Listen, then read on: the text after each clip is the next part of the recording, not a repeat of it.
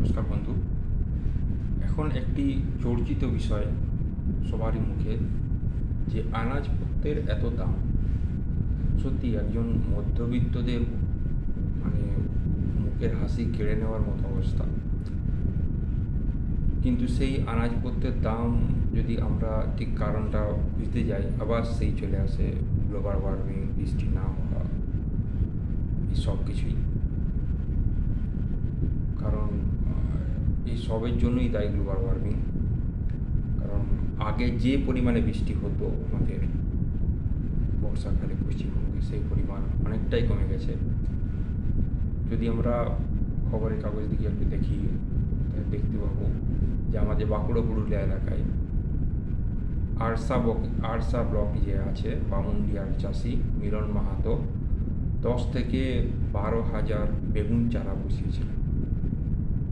বুঝতে পারছেন দর্শক, 10 থেকে 12 হাজার।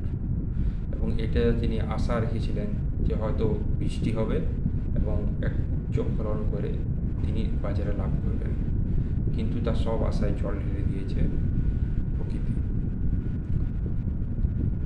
তো শীতকালেও তিনি এরকম ফলিয়েছিলেন, তখন দাম কিছু পেয়েছিলেন, কিন্তু এবারে তিনি পাননি।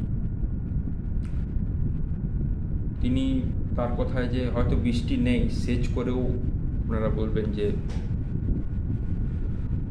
ফসল ফলানো যায়, কিন্তু বৃষ্টি তো হয়নি, পুকুরেও তো জল নেই, খালেও জল নেই, তো সেসব দিক করবে মানুষ। ঠিক একই অবস্থা কাশীপুরের ব্লকের অরুণ গড়াই। আবার যদি আমরা দেখি বাঁকুড়ার দিকে, বাঁকুড়া জেলাতেও কিছু কিছু এলাকা যেগুলো খালে বিলে, যেগুলো ক্যানেলে চাষ হয় জায়গা, সেখানেও বৃষ্টির ঘাটতি দেখা গেছে। তো সেখানেও ক্ষয়ক্ষতিও প্রচুর পরিমাণে আমরা দেখতে পাচ্ছি। এবার আকাশ ছোঁয়া সবজির দাম।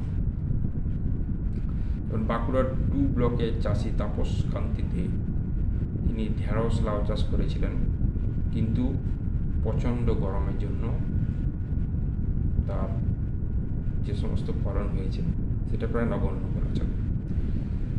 ফলে স্বভাবতই জিনিসপত্রের দাম বাড়ছে, স্বভাবতই সবজির দাম। এখন তো যা বাজার দর চলছে তাতে করে 60 থেকে 70 টাকার নিচে কোনো সবজিই নেই। তো সত্যি বন্ধু, এটার জন্য দায়ী কিন্তু আমরাই, মানুষরাই।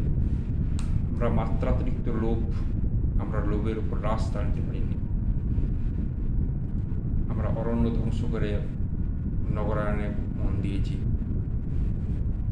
কলকারখানা করায় মন দিয়েছি, প্রোডাকশন বন্ধ করছি। অথচ তার যে কতটা পরিবেশ দূষণ তার ভূমিকা রাখে সেটা আমরা তো দেখিনি। আস্তে আস্তে আমাদের চোখ খুলছে। তো ন্যাচারালি বলতে পারেন এগুলোর দিকে সচেতনতা দরকার। তা না হলে ভবিষ্যতে কী হবে, এর থেকেও দুর্বিষহ অবস্থা সৃষ্টি হবে। তো সত্যি এখন ধরুন প্রায় শ্রাবণের মাঝামাঝি হতে চলল, এখনও অবধি কোনো জলের সেরকম কিছু দেখা যাচ্ছে না। এবছর চাষ আদৌ হবে কি না সেটা সন্দেহ। তো সত্যি মানব জাতির একটা ভাবার সময় এসছে যে লোভের উপর লাগাম দিন, প্রকৃতিকে নিজের উপর ছেড়ে দিন, প্রকৃতি নিজের মতো করে বাঁচুক। প্রকৃতির উপর আমরা হস্তক্ষেপ করতে গিয়ে আজ এই অবস্থা হয়েছে। তো অবশ্যই এই দিকে একটু দেখুন, এটা একটা বিশাল সমস্যা, গভীরতম সমস্যা। এটা যদি ভাবা না হয়, ভবিষ্যতে কিন্তু অবস্থা আরও দুর্বিষহ হয়ে উঠবে, তখন কিছু করার থাকবে।